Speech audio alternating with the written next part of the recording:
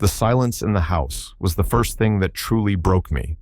It wasn't the quiet of peace, the gentle hush of a Sunday morning with my wife Laura, reading in her armchair. It was a predatory silence, a cold, heavy thing that had moved in the moment she drew her last breath. It consumed the familiar sounds, the creak of the floorboards under her feet, the soft hum of her favorite radio station, the whisper of pages turning.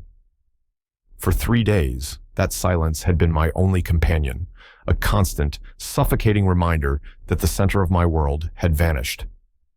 The funeral was a blur of black suits, muted sobs, and hands patting my shoulder with empty condolences. I stood by the grave, a hollowed-out man, feeling the damp chill of the November air seep into my bones. My stepdaughter, Chloe, stood beside me, her face a mask of practiced sorrow. Her brother, Leo, stood a little behind her, looking more bored than bereaved. They were Laura's children from her first marriage, adults now, with lives of their own that rarely intersected with ours unless they needed something.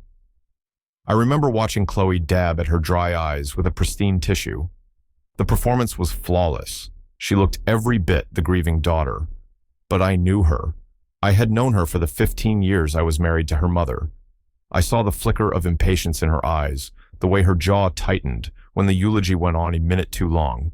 She was not mourning her mother. She was waiting for the formalities to be over so the next phase of her plan could begin. I just didn't know how brutal that plan was going to be. Back at the house, the one Laura and I had shared for over a decade, the one I had poured my heart and soul into renovating, the air was thick with the cloying scent of sympathy lilies and the low murmur of forced conversation. I moved through the rooms like a ghost, topping up glasses, nodding at strangers, my own grief a shield that kept the world at a distance. Chloe found me in the kitchen. She closed the door, and the already muted sounds of the wake faded into a dull thrum. The silence that fell between us was different now. It was sharp, pointed, like a shard of glass. "Mark," she began, her voice crisp and devoid of the feigned sadness she had worn at the cemetery. "We need to talk about arrangements." I nodded, my throat too tight to form words. I thought she meant the caterers, the flower removal, the logistics of death. I was wrong. "I've spoken with Leo," she continued, her gaze sweeping around the kitchen, not at me, but at the custom cabinetry I had spent a month building, at the polished granite countertops Laura had picked out. Her eyes were like those of an appraiser, calculating value. "We've decided it's best to put the house on the market as soon as possible. The market is hot right now. We don't want to miss the window." I froze. The coffee cup in my hand felt impossibly heavy. "The house? Chloe, your mother, she only just—" "I know," she cut me off, a wave of her perfectly manicured hand dismissing my shock. "And it's tragic. But life goes on, and this house is the main asset in her estate." "This is my home," I finally managed to say, the words feeling foreign and weak. A small, pitying smile touched her lips. It was a look I had seen her give waiters who brought the wrong order, a look of condescending superiority. "It was your home, Mark, when you were married to my mother, but she's gone now. This is our family home. It belongs to me and Leo." The cruelty of it was breathtaking. It was a physical blow, knocking the air from my lungs. I had loved Laura with everything I had.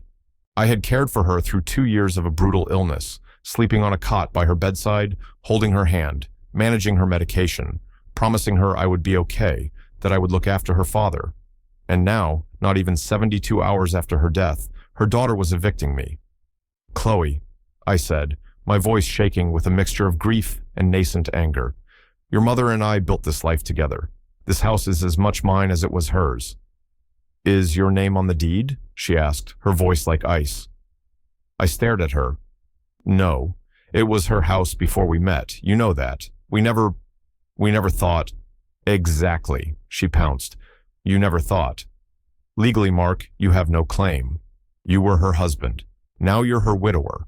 You are, with all due respect, nothing to us now.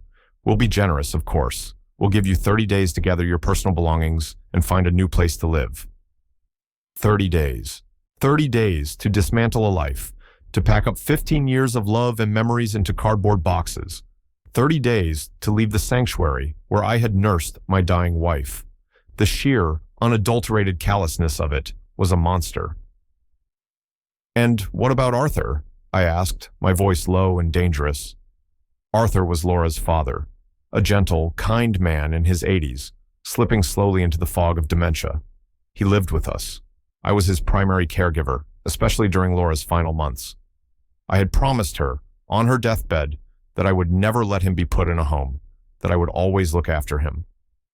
Chloe sighed, a theatrical display of exasperation. "Daddy's situation is another matter we've handled. There's a state-funded facility near Leo's place. It's clean. It'll be adequate for his needs." Adequate. The word landed like a punch to the gut. Arthur, who had spent his life as a university professor, a man of letters and dignity, was to be discarded in an adequate facility, a place chosen for its cost-effectiveness rather than its compassion. The promise I made to Laura screamed in my head, "Never a home, Mark. Promise me." Something inside me snapped. The profound, bottomless grief I felt was suddenly joined by a white-hot spear of rage. It wasn't just about the house anymore. It was about Arthur. It was about my promise. It was about the utter desecration of Laura's memory.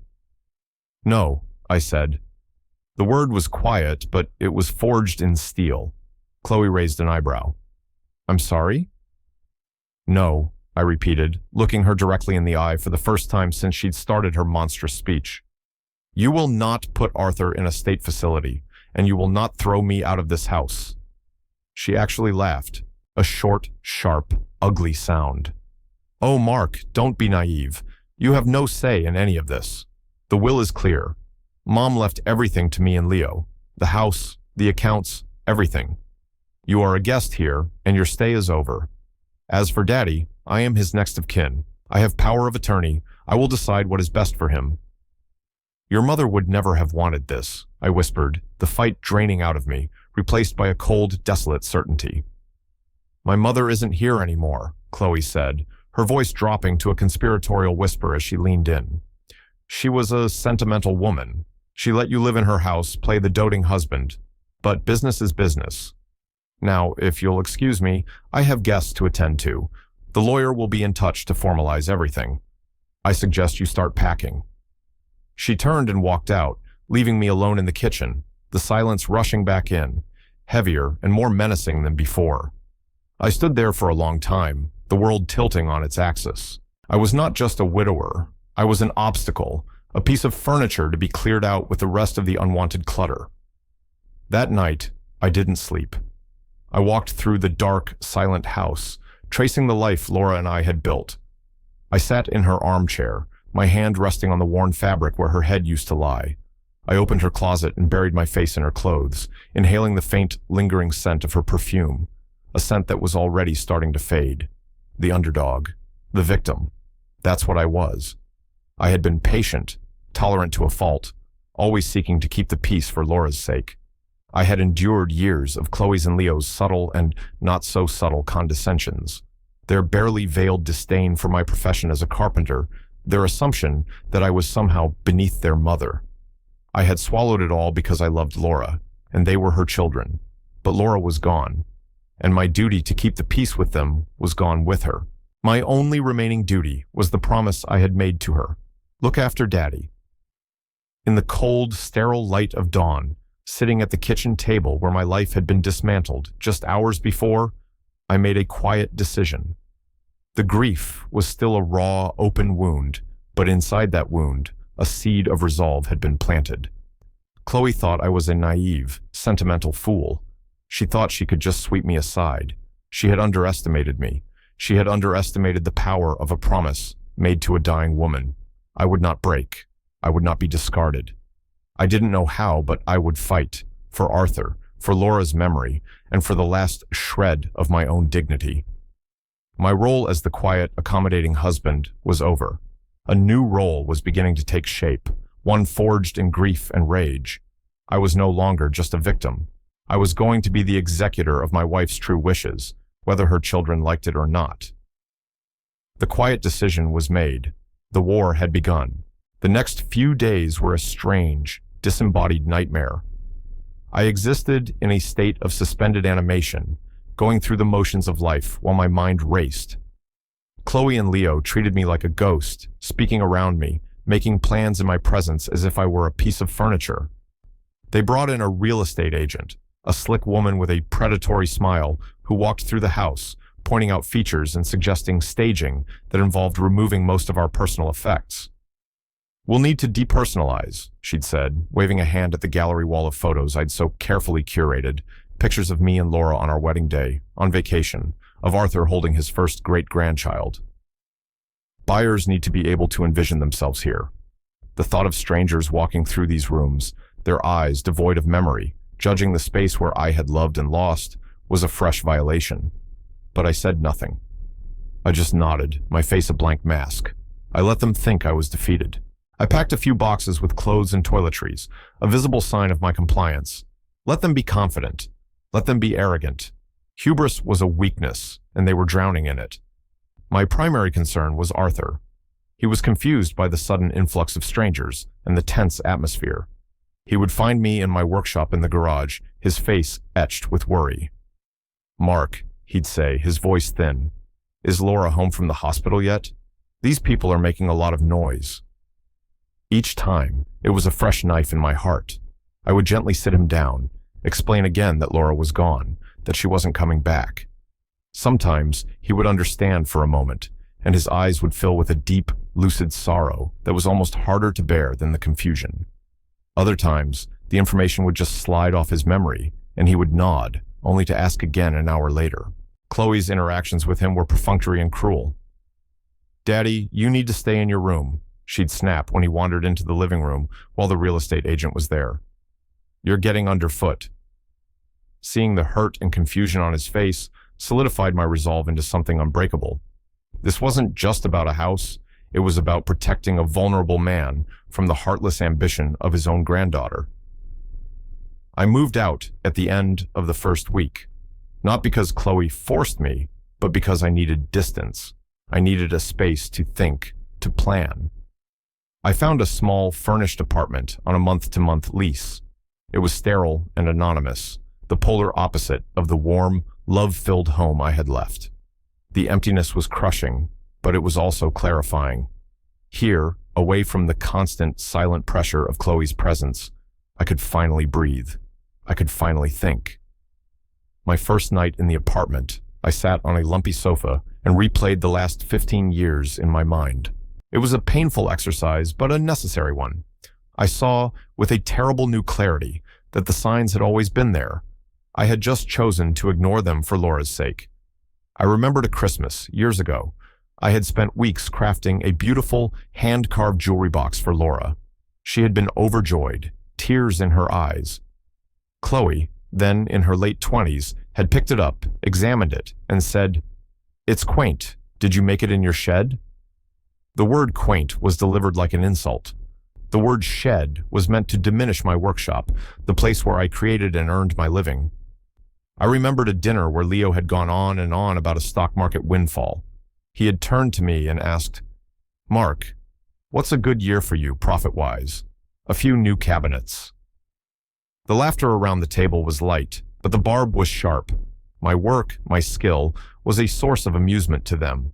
Laura had always defended me.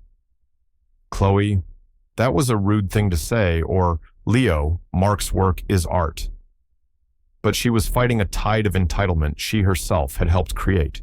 She had been a loving mother, but a permissive one. She'd given them everything they'd ever asked for, shielding them from the consequences of their actions, bailing them out of financial trouble, always hoping they would mature. They never did. They just grew older, their sense of entitlement calcifying with age. And I saw my own role in it. The peacemaker, the quiet man who absorbed the insults to avoid upsetting his wife. I had enabled them too in my own way. My silence had been mistaken for weakness, my tolerance for acceptance. They had no idea who I really was, what I was capable of when pushed. They were about to find out. The day after I moved into the apartment, a registered letter arrived. It was from Chloe's lawyer. A cold, formal document outlining the terms of my departure. It stated that as Laura had died intestate, without a will, her entire estate passed to her direct descendants, Chloe and Leo. It confirmed the 30-day deadline and included a stern warning against removing any property from the house other than my certified personal belongings. Intestate. The word jumped out at me. Without a will. That couldn't be right. I thought back to a conversation a year ago. Laura had been feeling unwell, the first signs of the illness that would eventually take her. We were sitting on the porch one evening, watching the sunset. "I need to get our affairs in order, Mark," she had said quietly. "I updated my will. I want to make sure you and Daddy are taken care of, no matter what." "Don't talk like that," I had said, taking her hand. "No, listen," she insisted. "It's important. I know what Chloe and Leo are like. They love money more than they love people. I've made sure the house is yours for as long as you want it. And there's a trust set up for Daddy's care. Proper care. The best. My lawyer has it all. It's all taken care of." I had held her, reassured her, and then, like a fool, I had put it out of my mind. It was too painful to contemplate a world without her. But now, her words came rushing back, a beacon of light in the suffocating darkness. She had a will, a recent one. So where was it? Why were Chloe and her lawyer claiming she died intestate? The answer was as obvious as it was sickening. Chloe and Leo had found it, and they had destroyed it. They had found the will that protected me and their grandfather, and they had made it disappear so they could claim everything under the state's default inheritance laws. This was the critical discovery, the revelation that transformed my grief and anger into a cold, focused mission. They hadn't just been cruel and greedy. They had committed a crime. They had engaged in fraud to steal their mother's home and condemn their grandfather to a miserable end. My resolve solidified. This was no longer just a defensive battle to protect myself. This was an offensive campaign to expose them and to honor Laura's true wishes. But how? They had the upper hand. They had a lawyer. They had possession of the house and all of Laura's documents. I had nothing but a memory of a conversation. It was my word against theirs. I spent the next 2 days in a fever of thought. I needed proof. I needed a copy of that will. Laura had said, "My lawyer has it all." But she had never told me the lawyer's name. She was a private person when it came to finances, a holdover from her first marriage to a man who had squandered her inheritance. I started calling law firms in our city, a long and fruitless process. "I'm sorry, we can't disclose client information. We have no record of a Laura Peterson. Can you provide more information?" I was hitting a brick wall. Despair began to creep in. Maybe I had imagined it. Maybe Laura had meant to update her will but never got around to it. Maybe Chloe was right. I said, "Number one, I trusted my memory. I trusted Laura. She said she had done it.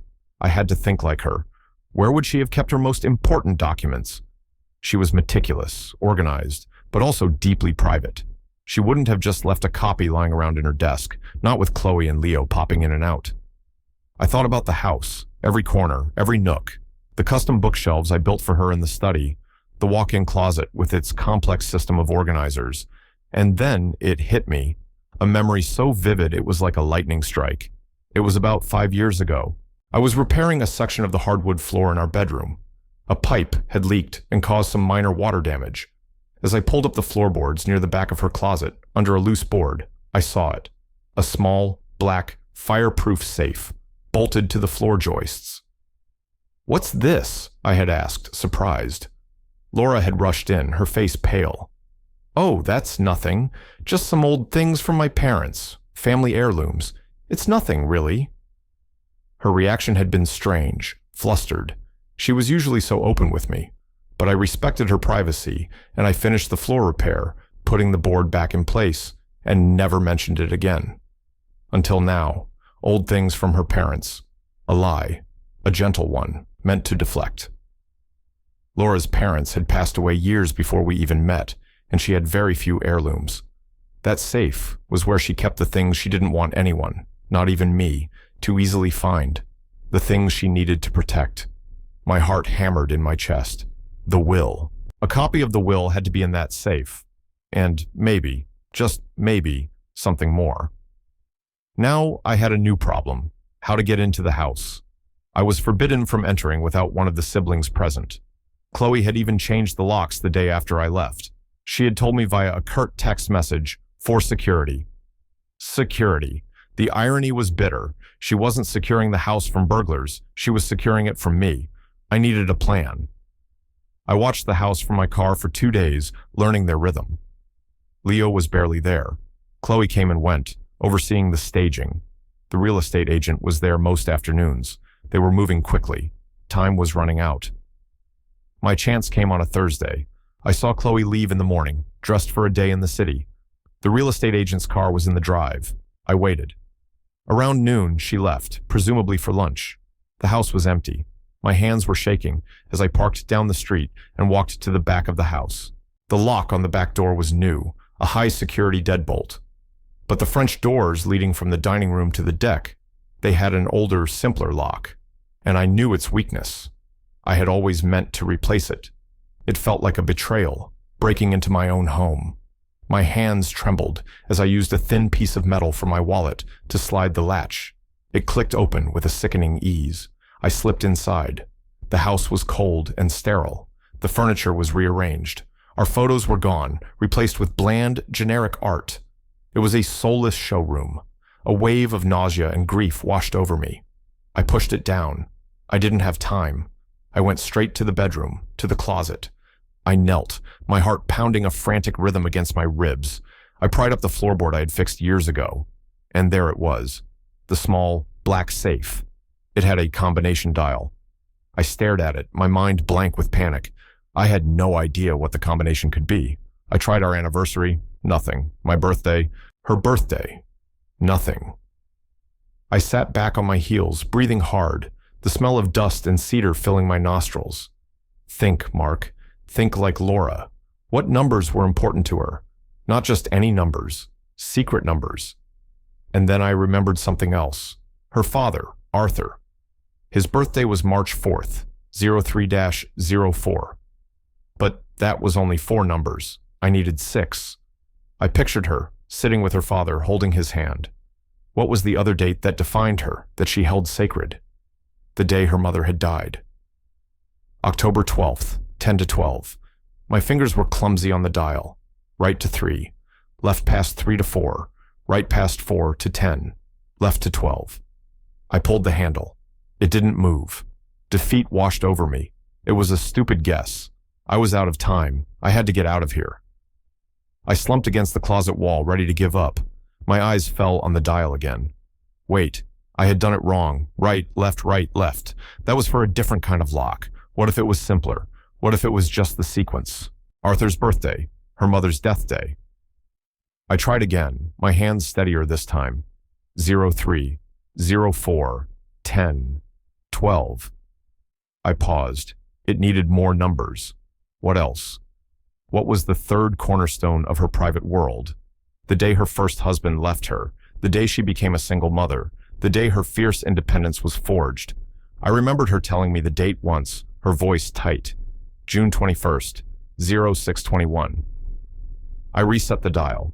Right to 03, left to 04, right to 10, left to 12, right to 06, left to 21. I held my breath and pulled the small levered handle. With a soft metallic thud, the safe clicked open. For a moment, I just stared at the open door, a wave of profound relief and love for my departed wife washing over me. Even from beyond the grave, she was leading me. She was helping me. Inside, there were several manila envelopes and a stack of leather-bound journals. I pulled everything out. The first envelope I opened contained exactly what I was hoping for. A thick document stapled in the top left corner. The header read, Last Will and Testament of Laura Ann Peterson.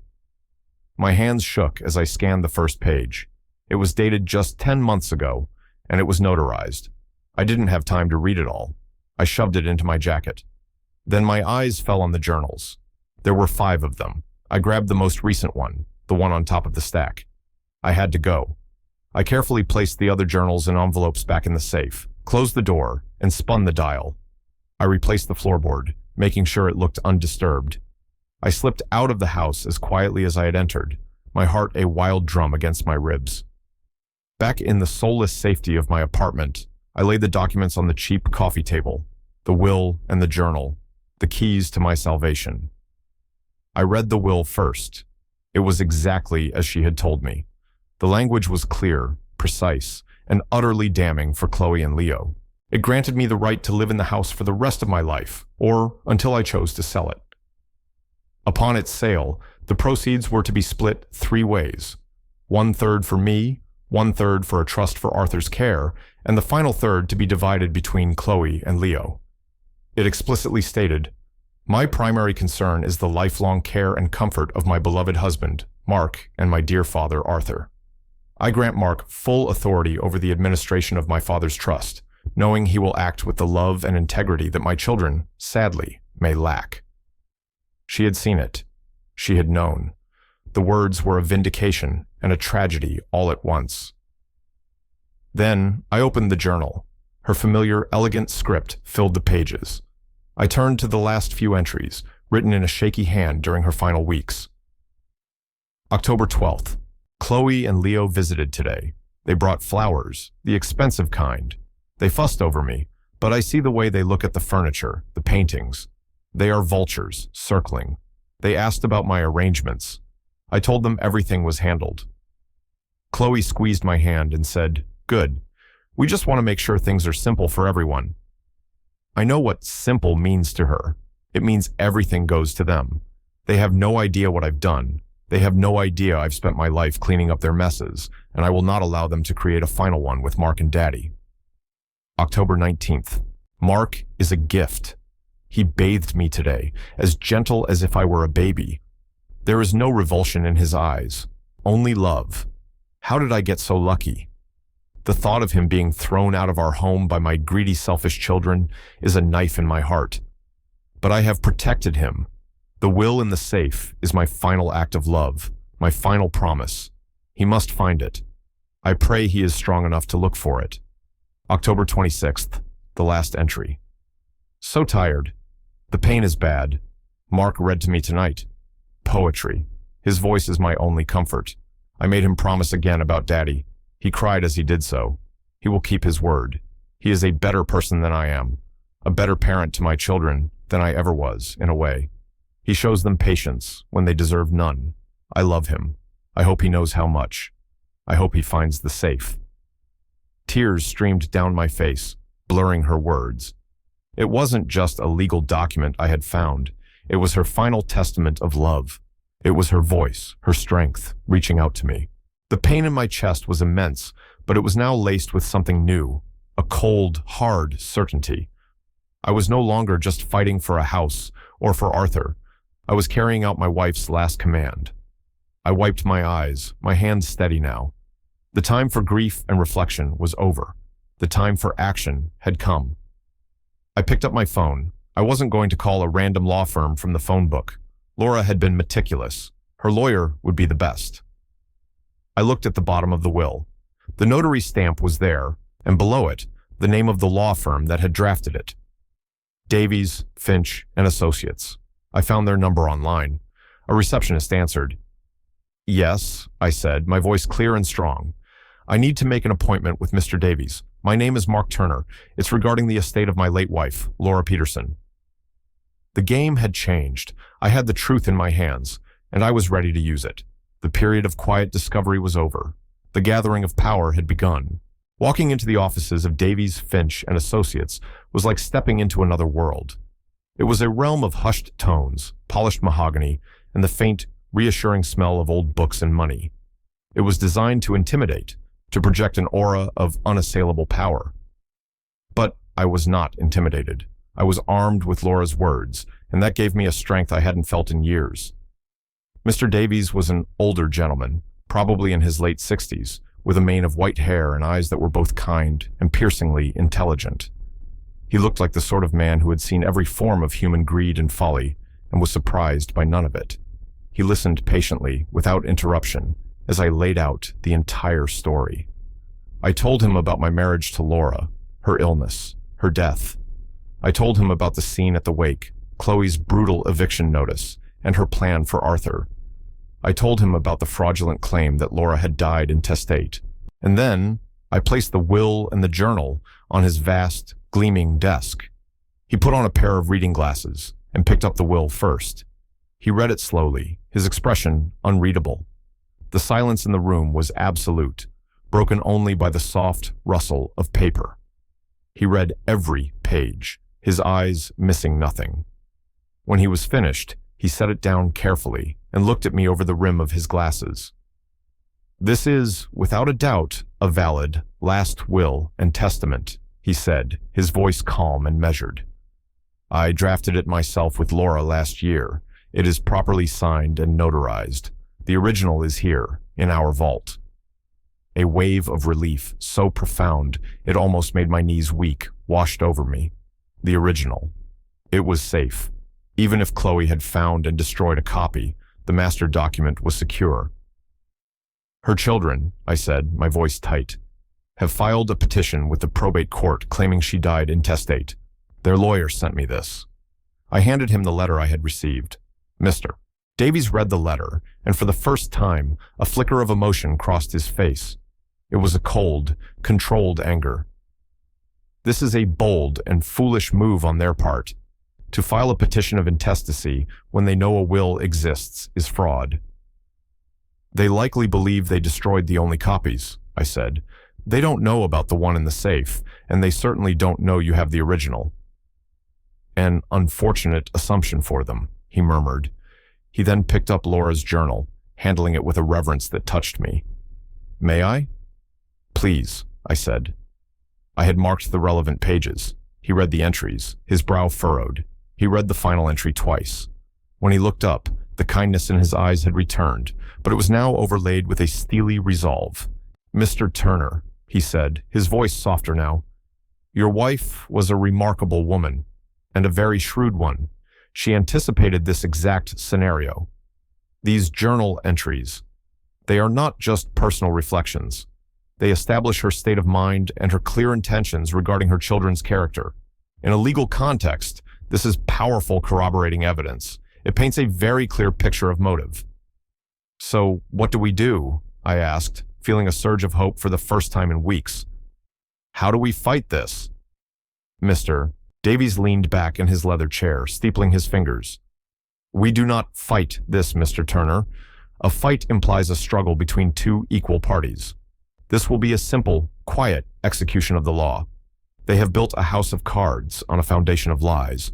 All we need to do is pull out the bottom card. The rest will take care of itself." His confidence was infectious. "What's the plan?" "The plan is simple," he said. "We maintain the element of surprise. You will continue to act as if you are defeated. You will let them proceed with their fraudulent probate filing. You will let them believe they have won. Their arrogance is our greatest asset right now." He explained the strategy.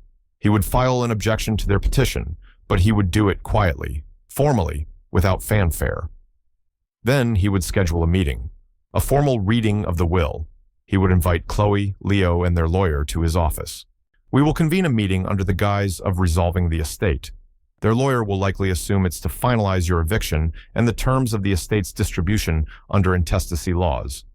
They will walk into this room expecting to sign the final papers that give them everything." Mr. Davies allowed himself a thin, cold smile. "They will be disappointed." For the next 2 weeks, I lived a double life. To the outside world and to Chloe and Leo, I was a broken man. I complied with their requests, forwarded by their lawyer. I signed a document acknowledging that I had removed my certified personal items from the house. I didn't contest anything. I was silent. My silence fed their overconfidence. Chloe called me once. Her voice was syrupy sweet, a tone that set my teeth on edge. "Mark, I just wanted to check in, see how you're settling in. I know this must be so hard for you." "I'm managing," I said, my voice flat. Good, good. Look, our lawyer said he's scheduling a final meeting with everyone to sign off on the estate. It's just a formality, really. It'll be at our mother's lawyer's office, some man named Davies. Apparently, he handled some old paperwork for her years ago." My heart leaped. They had walked right into the trap. They had no idea that Davies was the architect of the very will they were trying to circumvent. "Okay," I said. "We'll see you there then. And Mark, once this is all over, we can finally all move on." "Oh, we will move on," I thought, hanging up the phone. "But we will be moving in very different directions." During this time, my focus was on 2 things. preparing for the meeting with Mr. Davies and caring for Arthur. I visited him every day at the house. Chloe allowed it grudgingly. Just don't get in the way of the stagers, she'd warned. I would take Arthur for walks or sit with him in his room, away from the chaos. The house was barely recognizable. Our life had been packed into boxes and stacked in the garage, labeled charity or storage. It was a brutal, systematic erasure of my existence. But every time I felt a pang of grief or anger, I would look at Arthur's kind, confused face, and my resolve would harden. I was his only shield. Chloe and Leo barely spoke to him. To them, he was a problem to be managed, a line item on an expense sheet. They had already visited the state facility, a grim, concrete building on the outskirts of the city. Leo had bragged about it on the phone to someone when he thought I wasn't listening. It's not the Ritz, but it's cheap, and with Daddy's dementia, he won't know the difference anyway.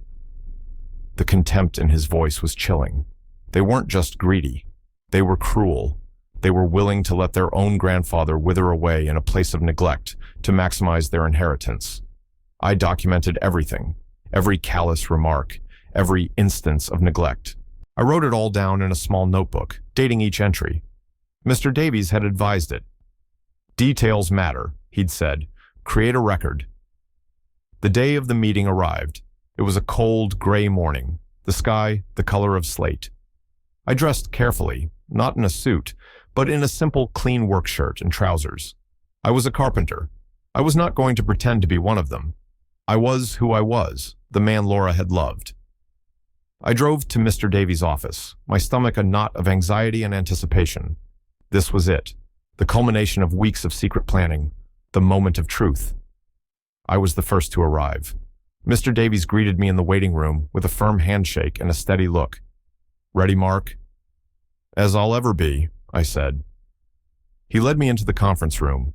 It was the same room where we had first met, with the long mahogany table and the leather chairs. On the table were several stacks of documents and a water carafe. It all looked so calm, so civilized, a stark contrast to the storm that was about to break. "Just remember," Mr. Davies said quietly as we sat down. "Say nothing. Let me handle everything. Your silence will be more powerful than any words you could speak right now." I nodded, my hands clasped tightly in my lap. A few minutes later, they arrived. Chloe, Leo, and their lawyer, a younger man with a slick suit and an arrogant smirk. His name was T-Shirt. Chloe swept into the room, radiating an aura of triumphant ownership. She was wearing a sharp, expensive-looking black dress, as if attending the funeral of my hopes. Leo trailed behind her, looking smug. "Mark," Chloe said, her voice dripping with false sympathy. "Good of you to come." She didn't offer to shake my hand. She and Leo took seats on the opposite side of the table, their lawyer beside them. They looked like a royal court about to pass sentence on a peasant. Mr. Davies, their lawyer, whose name was apparently Mr. Fields, said with breezy confidence, "Thank you for arranging this. We're hoping to get the final probate papers signed today so my clients can move forward with the disposition of the estate." "Of course," Mr. Davies said, his voice placid. "There are just a few matters to clarify before we proceed." Chloe leaned forward, an impatient frown on her face. "What matters? It's all very straightforward. My mother died without a will. As her only children, the estate passes to us. Mark has already vacated the property. It's all done, save for the signatures." Mr. Davies let the silence hang in the air for a moment before he spoke. "That is the primary matter for clarification, Ms. Peterson. Your assertion that your mother died intestate." Mr. Fields, the slick lawyer, chuckled. "I can assure you we did our due diligence. There is no will on record with the county. We have filed the petition accordingly." "I see, Mr." Davies said, his eyes fixed on Chloe. "So you are stating, for the record, that you have no knowledge of any will your mother may have executed before her death?" Chloe exchanged a quick, confident glance with Leo. "That's correct. If there ever was one, it was obviously revoked or destroyed by her. The legal situation is that there is no will." It was the lie, the final, fatal lie. She had said it on the record in front of two lawyers. Mr. Davies nodded slowly. "Thank you for clarifying your position." He then reached for a thick document on the table in front of him. It was bound in a simple blue cover. "It's fortunate, then, that your mother was such a meticulous client," he said, his voice dropping slightly, losing its placid tone and taking on an edge of cold steel. "Because, while you are correct that she did not file her will with the county, which is common practice, I might add, she did in fact execute a will, a very thorough one." He slid the document across the polished table. It stopped directly in front of Chloe. "This is the original, fully executed last will and testament of Laura Ann Peterson, drafted by me and signed in this very office 10 months ago. I have been the custodian of this document since its creation." The room went utterly, profoundly silent. The revelation of power had begun. The turning of the tables was in motion. The shift in the room was instantaneous and absolute. It was as if the air itself had solidified. The smug, confident expressions on Chloe's and Leo's faces evaporated, replaced by a stunned, slack-jawed disbelief. The color drained from Chloe's face, leaving her expensive makeup standing out in stark, clownish relief.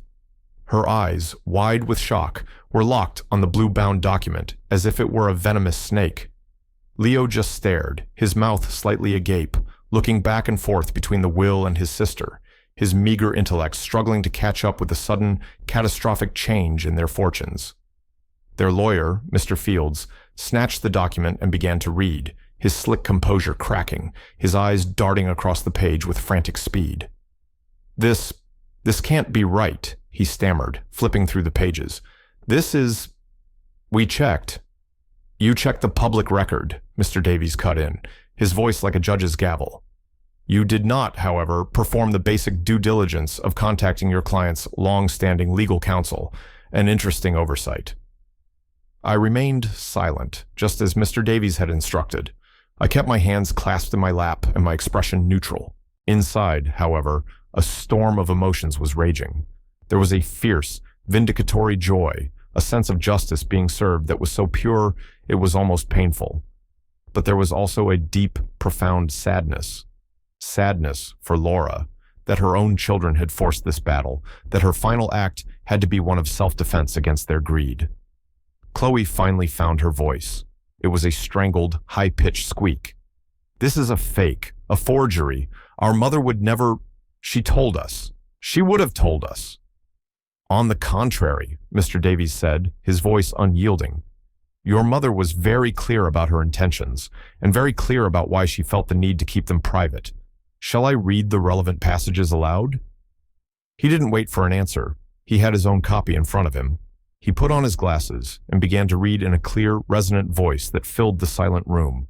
Article 3, the residence.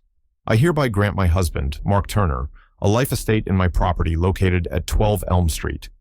He shall have the right to reside in and have quiet enjoyment of said property for the remainder of his natural life. Should he choose to sell the property, the net proceeds shall be distributed as outlined in Article 5. Chloe made a choking sound, like she was being strangled. Mr. Davies continued, his voice relentless. Article 4, the Arthur Vance Trust. I hereby direct the establishment of a trust for the lifelong care of my father, Arthur Vance. This trust is to be funded by the assets listed in Schedule B. I appoint my husband, Mark Turner, as the sole trustee, granting him full and absolute discretion in managing these funds to ensure my father receives the highest possible standard of care, comfort, and dignity for the rest of his life. It is my express wish that my father never be placed in a state-funded or low-cost care facility. Each word was a hammer blow, dismantling their entire scheme. The plan to sell the house, the plan to dump Arthur in a cheap home, it all crumbled to dust. Mr. Davies saved the most brutal part for last. He flipped to a later page. Article 5, Distribution of Residuary Estate. Upon the sale of the residence at 12 Elm Street, and after the full funding of the Arthur Vance Trust, any remaining assets in my estate shall be divided as follows. 1/3 to my husband, Mark Turner, and the remaining 2/3 to be divided equally between my children, Chloe Peterson and Leo Peterson. He paused, looking directly at Chloe over his glasses. He then read the part I knew was coming, the part Laura had written with a heavy heart. I make this distribution with the full knowledge of my children's financial expectations. It is my deepest hope that this inheritance, though perhaps less than they anticipated, will be sufficient. However, my primary duty is to provide for the security of my husband and my father, who have shown me unwavering love and care. I have full faith in my husband's judgment and integrity, a faith which, I regret to say, I cannot fully extend to my own children in matters of this nature." The silence that followed was deafening. It was the sound of complete and utter defeat. Laura's words, read aloud in this sterile room, were a final, devastating judgment from beyond the grave. This was the moment, the antagonist's collapse. Chloe's composure, so carefully constructed, shattered into a million pieces. The mask of the sophisticated grieving daughter fell away, revealing the grasping, entitled child beneath. "No!" she shrieked, her voice cracking. She shot to her feet, her chair scraping loudly against the floor. "No! She wouldn't do that. She loved us. She wouldn't give everything to him." Her finger jabbed across the table, trembling as she pointed at me. Her face was a terrifying mask of rage, her eyes wild. "This is your doing," she screamed at me. "You manipulated her. You poisoned her against us. She was sick. She wasn't in her right mind. You took advantage of a dying woman." I met her gaze and held it. I didn't flinch. My silence was my shield and my sword. It seemed to infuriate her even more. "This will not stand," she yelled, turning on Mr. Davies. "We will contest this. This is undue influence. We will take this to court. We will prove he coerced her." Mr. Fields, her lawyer, finally seemed to grasp the totality of the disaster. He stood up and put a hand on her arm. "Chloe, sit down. Calm down." "Don't tell me to calm down," she snarled, ripping her arm away. "He is stealing our inheritance." Mr. Davies remained perfectly calm. He took off his glasses and placed them on the table. "Ms. Peterson, I would advise you to listen to your counsel. However, since you have raised the issue of your mother's state of mind and the possibility of coercion, perhaps this would be a good time to introduce another document." He reached into a drawer and pulled out another item, Laura's journal. My breath caught in my throat. I hadn't expected him to use it here now. "Your mother," Mr. Davies said, his voice now laced with an icy contempt, "was not only in her right mind, she was remarkably prescient. She kept a detailed journal. I have it here. It contains several entries from her final weeks, entries that speak directly to her feelings about her children's character and her intentions for her estate." He opened the journal. For example, an entry from October 12th. "Chloe and Leo visited today. I see the way they look at the furniture, the paintings. They are vultures, circling." And another, from October 19th. "The thought of him, Mark, being thrown out of our home by my greedy, selfish children is a knife in my heart. But I have protected him. The will in the safe is my final act of love." He closed the journal with a soft snap. "And as for your claim that your mother died intestate, a claim you made just moments ago, filing a knowingly false petition with the probate court is a serious offense, Mr. Fields. It constitutes fraud upon the court. And conspiring to do so, well, that has even more serious implications, both for your clients and for you." The threat was not veiled. It was a direct surgical strike. Mr. Fields turned pale. He looked from Mr. Davies's cold eyes to Chloe's hysterical face, and in that moment, he understood that he had hitched his wagon to a falling star. The game was over. He had been played. Chloe seemed to finally realize the depth of the abyss she was standing over. Her rage collapsed into a desperate, panicked pleading. Her face crumpled. "No, no, please," she whimpered, her voice suddenly small, pathetic. She looked at me, her eyes swimming with tears, real tears this time, tears of self-pity and fear. "Mark, please. You can't do this. We're family. Mom wouldn't want this fighting. We can work something out. We can share. Just don't do this." It was my turn to speak. I had held my silence. Now I would deliver the final, quiet blow. I looked at her, at the woman who had planned to throw me onto the street and her grandfather into a place of neglect without a second thought, and I felt nothing but a cold, empty pity. "This isn't me doing anything, Chloe," I said, my voice quiet but firm, carrying across the silent room. "This is me honoring your mother's last wishes, the wishes you tried to erase." I stood up. "The meeting is over. Mr. Davies has my instructions, Execute the will, exactly as it is written. I turned and walked toward the door, not looking back.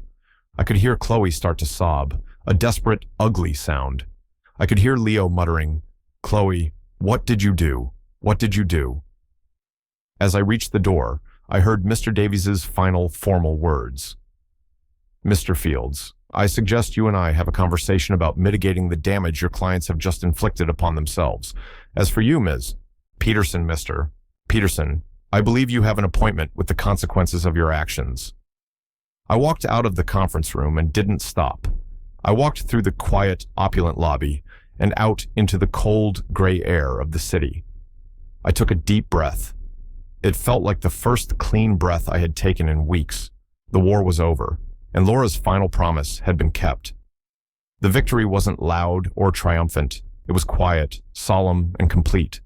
The immediate aftermath was a strange mix of legal procedure and emotional release. I left Mr. Davies' office and drove, not to my sterile apartment, but to the house. My house. I used the key Mr. Davies had given me, a new one he had made after establishing my legal right of entry. Walking inside was a surreal experience. The soulless staging furniture was still there, a monument to Chloe's failed coup. Arthur was in his room, listening to an old record. He looked up as I entered, his face lighting up with a gentle, uncomplicated smile. "Mark, you're back. Is Laura with you?" "No, Arthur," I said softly, sitting on the edge of his bed. "Laura's not coming back, but I am. I'm back for good."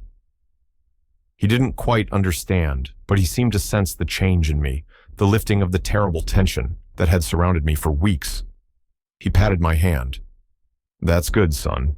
It's good to have you home."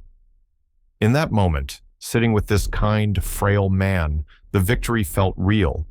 It wasn't about the money or the property. It was about this. It was about honoring love and duty over greed and convenience. Mr. Davies handled the rest with ruthless efficiency. The consequences for Chloe and Leo were swift and severe. Their fraudulent probate case was dismissed with prejudice. Mr. Davies, acting on my behalf as executor, filed a formal complaint against them with the district attorney's office for conspiracy and fraud. The evidence, their sworn petition of intestacy, the existence of the true will, and Laura's journal, was irrefutable. Their lawyer, Mr. Fields, cut a deal to save his own skin, offering testimony against his former clients in exchange for avoiding disbarment. He was suspended for a year, his reputation in tatters. Chloe and Leo were arrested, the ultimate humiliation. The booking photos, which inevitably leaked to a local news website, showed them stripped of all their arrogance. Chloe looked haggard and terrified. Leo just looked pathetic. Faced with the overwhelming evidence and the prospect of significant jail time, they accepted a plea bargain. They were convicted of felony fraud, sentenced to 5 years of probation, a hefty fine, and 2,000 hours of community service. The conviction meant they would have a criminal record for the rest of their lives, a permanent stain on the pristine image they had cultivated so carefully. Socially, their downfall was just as brutal. The story of what they had tried to do, defraud their stepfather, and discard their ailing grandfather, spread like wildfire through their social circles. They were pariahs. The friends who had admired their wealth and status now looked at them with contempt. They had lost everything they truly valued: money, reputation, and control. A few weeks after their sentencing, I got a call. It was from a restricted number. I almost didn't answer, but something made me. "Hello?" A choked, hesitant voice on the other end. "Mark, it's Chloe." I said nothing. "Mark, please don't hang up," she begged, her voice thick with tears. I'm so sorry. I know it's too late. I know I was a monster. I was just so angry and so scared after Mom died. I wasn't thinking." The excuses were as empty as her apologies had been at the funeral. She wasn't sorry for what she did. She was sorry she got caught. "There's nothing to say, Chloe," I said, my voice calm and devoid of emotion. "Please," she sobbed. "Is there any way? Can we fix this? For Daddy. He's still my grandfather. I want to see him." The audacity of it, even now, was astounding, using Arthur as a bargaining chip after she had planned to throw him away. "No," I said. The word was final. You had your chance to be a granddaughter to him. You had your chance to be a daughter to your mother. You made your choices. Now you and Leo have to live with them. Arthur is safe. He is cared for, and he will not be a part of your life anymore. That is my final decision as his legal guardian. Goodbye, Chloe. I hung up the phone and blocked the number. I felt no satisfaction, only a profound sense of closure. That door was closed, locked, and bolted. The past was finally where it belonged, behind me.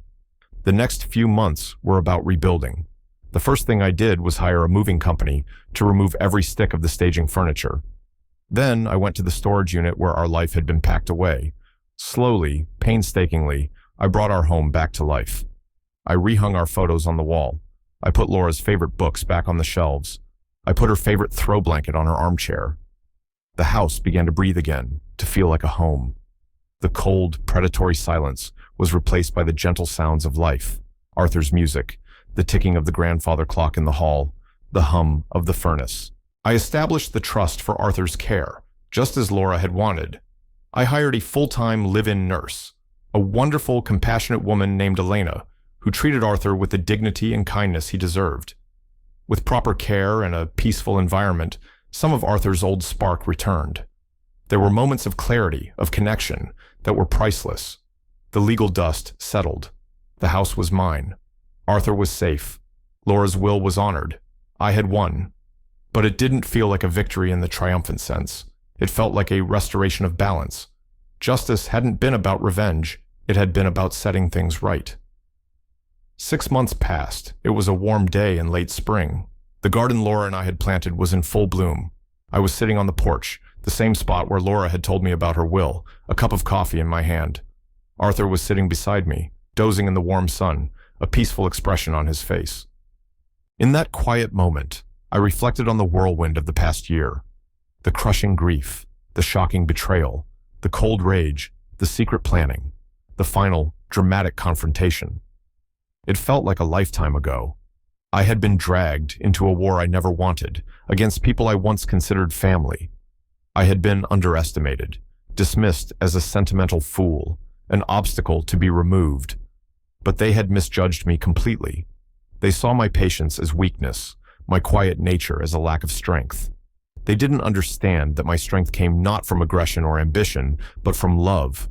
Love for my wife, love for her father, a love that demanded I honor the promises I had made. They had been driven by greed, a hollow, insatiable hunger for more. I was driven by loyalty, a force that gave me a clarity and resolve I never knew I possessed. In the end, it was no contest. Greed makes you reckless. It makes you arrogant. Love, true love, makes you brave. I looked over at Arthur, sleeping peacefully.